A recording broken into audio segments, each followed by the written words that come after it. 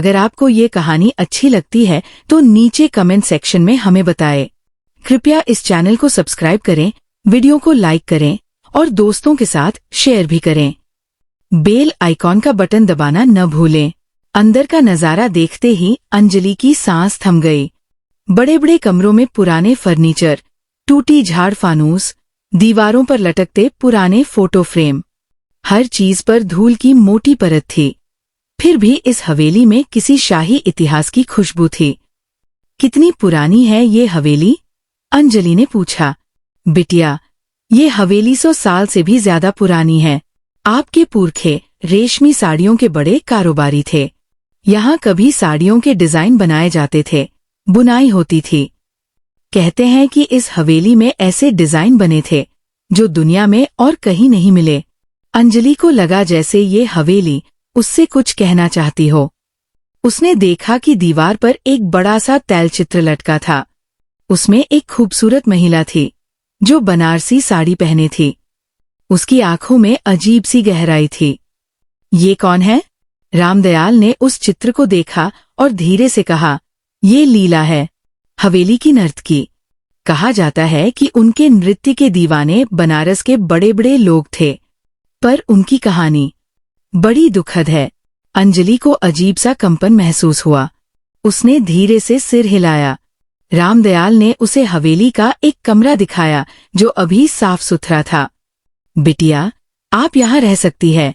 ये शकुंतला देवी का कमरा था। अंजलि ने कमरे को देखा। लकड़ी का पुराना पलंग, एक अलमारी और खिड़की से आती हल्की धूप। वो यहाँ ठहरने का फैसला कर चुकी थी। शाम तक अंजलि ने कुछ सामान व्यवस्थित किया और हवेली को थोड़ा और अच्छे से देखने निकली। गलियारों में चलते हुए उसे एक अजीब सन्नाटा महसूस हुआ, जैसे हवेली का हर कोना अपनी कहानी सुनाने को बेचैन हो। वो आंगन से होते हुए पीछे के हिस्से में पहुंची। यहाँ एक बड़ा सा हॉल था जिसमें टूटी फूटी करघियां पड़ी थी। कुछ लकड़ी के फ्रेम, धूल में ढके रेशमी धागे। इस हॉल में कदम रखते ही उसे लगा जैसे यहाँ का वातावरण बाकी हिस्सों से अलग है। हवा में रेशम की पुरानी खुशबू थी। उसने देखा कि कोने में एक करघा अब भी खड़ा है, जैसे किसी ने काम अधूरा छोड़ दिया हो। धूल हटाते ही उसने देखा कि उस करघे पर एक अधूरी साड़ी अब भी लटकी हुई है। उसका डिजाइन बेहद खूबसूरत था। बारीक सोने चांदी के धागे, ऐसे पैटर्न जो उसने पहले कभी नहीं देखे। वाह! अंजलि की आंखें चमक उठीं। ये डिजाइन देखकर उसकी डिजाइनर आत्मा में एक अजीब सा उत्साह भर गया। शाम गहराने लगी थी। हवेली में बिजली का इंतजाम था, लेकिन पुरानी दीवारों के बीच लटकते पीले बल्बों की रोशनी से हवेली और भी रहस्यमयी लग रही थी। रात को अपने कमरे में लौटते समय अंजलि को लगा जैसे कोई उसे देख रहा हो। उसने मुड़कर देखा, पर वहां कोई नहीं था। उसने खुद को समझाया, शायद हवेली की वीरानी है, मैं ज्यादा सोच रही हूँ। लेकिन जैसे जैसे रात गहरी होती गई, हवेली का सन्नाटा और गहरा होता गया। उसे लगा जैसे गलियारों से धीमे धीमे पायल की आवाज आ रही हो। उसने चौंककर कान लगाए। आवाज अचानक बंद हो गई। इट्स जस्ट माई इमेजिनेशन, उसने खुद से कहा, लेकिन उसका दिल तेजी से धड़कने लगा था। रात का दूसरा पहर था। खिड़की से आती ठंडी हवा के बीच उसने फिर वही आवाज सुनी। इस बार उसने साफ सुना, जैसे कोई रेशमी कपड़े की सरसराहट हो। वो उठकर कमरे से बाहर आई। गलियारे में हल्की रोशनी थी, लेकिन सब कुछ वैसा ही था, खाली और वीरान। उसने गहरी सांस ली और वापस कमरे में लौट गई। बिस्तर पर लेटते हुए उसने अपने आप को समझाया कि ये सब उसकी थकान का असर है, लेकिन दिल के किसी कोने में एक अनजानी जिज्ञासा ने जन्म ले लिया था। सुबह होते ही अंजलि ने तय किया कि वो इस हवेली और इसके इतिहास के बारे में और जानेगी। ये हवेली सिर्फ एक प्रॉपर्टी नहीं थी, इसमें कुछ ऐसा था जो उसे खींच रहा था। उसने अपनी डायरी में लिखा, ठाकुर हवेली, तुम सिर्फ ईंट पत्थर नहीं हो, तुम्हारे अंदर कहानियां हैं और मैं उन्हें सुनने आई हूं। सुबह की पहली किरणों के साथ ठाकुर हवेली में हल्की हल्की रौनक लौट आई थी। पुराने खिड़की दरवाजों से छनती सुनहरी धूप धूल के कणों पर पड़कर एक अजीब सा दृश्य बना रही थी, मानो रोशनी की धाराओं में तैरते समय के टुकड़े हों। हवेली के इस वीराने में धूप भी किसी प्राचीन चित्र की तरह ठहरी हुई सी लग रही थी। अंजलि अपने कमरे से बाहर आई तो सामने गलियारे में रामदयाल बैठा था, जो चौकीदार की तरह हवेली पर नजर रखता था। उसके हाथ में पीतल का एक लोटा था, जिससे वो आंगन में बने पुराने तुलसी चौरे पर पानी चढ़ा रहा था। सुप्रभात बिटिया, उसने मुस्कुराकर कहा। सुप्रभात काका, लगता है आप इस हवेली को अब भी मंदिर की तरह मानते हैं। रामदयाल के चेहरे पर हल्की सी गंभीरता उतर आई। ये हवेली है ही कुछ ऐसी बिटिया, यहाँ हर कोना, हर दीवार किसी आत्मा की तरह है। इसे पूजा दो, ये तुम्हें अपनाएगी। इसे अनदेखा करो तो ये नाराज भी हो सकती है। अंजलि ने हल्की हंसी में उसकी बात को टाल दिया, लेकिन रामदयाल की गंभीरता ने उसके मन में कहीं एक हल्का सा कंपन जरूर पैदा कर दिया। नाश्ता करने के बाद उसने हवेली का पूरा मुआयना करने का निश्चय किया।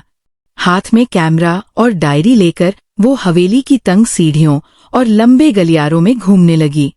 हवेली की बनावट अद्भुत थी। बीच में बड़ा आंगन, चारों ओर कमरे और ऊपर लकड़ी की बालकनी। दीवारों पर हाथ से बनी पुरानी पेंटिंग्स थी, जिनका रंग अब फीका पड़ चुका था। कई कमरों के दरवाजे जंग लगे ताले से बंद थे। एक कमरे के अंदर झांका तो देखा कि वहां लकड़ी के पुराने संदूक रखे थे। कुछ परतों में बंधी पुरानी रेशमी साड़ियां भी पड़ी थी, जो अब धूल और समय की मार से कमजोर हो गई थी। उसने अपनी डायरी में नोट किया, हवेली के हर कमरे में इतिहास की एक परत है। इस जगह को छोड़ देना इसे मिटा देगा। इसे संजोना चाहिए।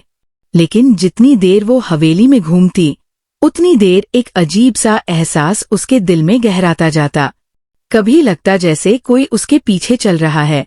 कई बार मुड़कर देखने पर उसे सिर्फ खाली गलियारे मिलते। हवेली की सीलन भरी दीवारों पर गूंजती उसकी खुद की आहटें उसे अजीब सी बेचैनी दे रही थी। दोपहर तक उसने पीछे का हिस्सा देखा। ये हिस्सा बाकी हवेली से अलग था। यहाँ की दीवारों पर नक्काशीदार लकड़ी का काम था और हवा में हल्की सी रेशम की खुशबू। यही उसने पिछली रात वो अधूरी साड़ी देखी थी। करघा अब भी वही पड़ा था, मानो किसी ने उसे अधूरा छोड़कर अचानक छोड़ दिया हो। अंजलि ने धूल साफ की और उस डिजाइन को गौर से देखा।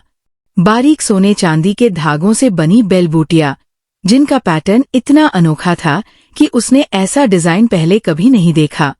ऐसा लग रहा था मानो इस साड़ी में कोई कहानी छिपी हो। अगर इस डिजाइन को मैं पूरा कर सकूं, तो ये कलेक्शन सबको चौंका देगा, उसने मन में सोचा। दोपहर ढलने लगी। हवेली के लंबे गलियारों में धूप की जगह अब साया फैलने लगा। अंजलि ने अपने कमरे में लौटकर स्केचबुक में उस साड़ी के डिजाइन की कॉपी बनानी शुरू की। उसकी उंगलियां तेजी से चल रही थी, लेकिन दिल के कोने में वो हल्की हल्की बेचैनी अब भी थी। शाम होते होते उसने सोचा कि हवेली के बाहर थोड़ा घूम आए। रामदयाल दरवाजे पर ही था। काका, मैं गली में थोड़ी देर घूम कर आती हूँ। जाइए बिटिया, लेकिन अंधेरा होने से पहले वापस आ जाइए। हवेली में रात जल्दी उतरती है। उसकी बात सुनकर अंजलि हल्का सा मुस्कुराई। रात जल्दी उतरती है मतलब? रामदयाल ने धीमे स्वर में कहा, इस हवेली में अंधेरा सिर्फ रोशनी की कमी से नहीं होता। यहाँ का अंधेरा पुराना है, जैसे हवेली की सांसों का हिस्सा। अंजलि पास की गली में निकल गई।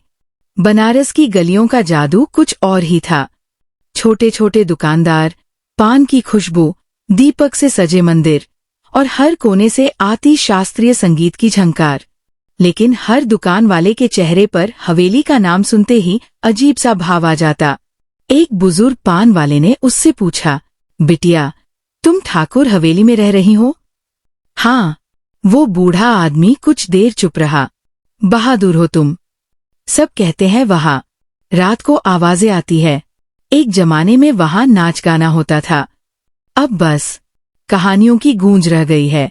अंजलि ने फिर से हल्की हंसी में उसकी बात टाल दी। कहानियां अक्सर बढ़ा चढ़ाकर सुनाई जाती है, कुछ कहानियां नहीं, इतिहास होते हैं बिटिया। बूढ़े आदमी की आवाज में एक अजीब ठहराव था। रात गहराने लगी। अंजलि हवेली लौटी तो दरवाजे पर रामदयाल चिंतित सा खड़ा था। कहा था न जल्दी लौट आइए, अंधेरा इस हवेली में कुछ ज्यादा ही जल्दी उतरता है। अंजलि ने मुस्कुराते हुए कहा, काका आप भी ना, आपको सब में डर दिखता है। रात का खाना उसने साधारण सा बनाया, मैगी और चाय। बड़े से कमरे में अकेले बैठकर खाना खाते समय हवेली का सन्नाटा उसे और गहरा लगने लगा। बाहर की हवा से पुराने खिड़की दरवाजे चरमरा रहे थे।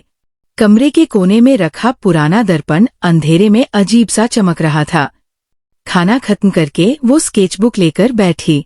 अचानक खिड़की से एक ठंडी हवा का झोंका आया, जिससे बल्ब हल्का सा टिमटिमाने लगा। ये हवेली सच में डरावनी है, उसने खुद से कहा और चाय का घूंट लिया। रात के लगभग 10 बजे वो अपने कमरे की खिड़की से बाहर देख रही थी। हवेली का आंगन चांदनी में डूबा था। सब कुछ शांत था, लेकिन उस शांति में एक अजीब सी बेचैनी थी, जैसे कोई छाया गलियारों में घूम रही हो। तभी अचानक उसे हल्की सी पायल की आवाज सुनाई दी। उसका दिल एकदम धक से रह गया। उसने ध्यान से सुना। आवाज फिर आई, इस बार साफ, जैसे कोई धीरे धीरे गलियारे में चल रहा हो। वो धीरे से कमरे से बाहर आई। हाथ में मोबाइल का टॉर्च जलाए वो गलियारे में उतरी। गलियारे में सब कुछ खाली था, लेकिन पायल की आवाज फिर आई।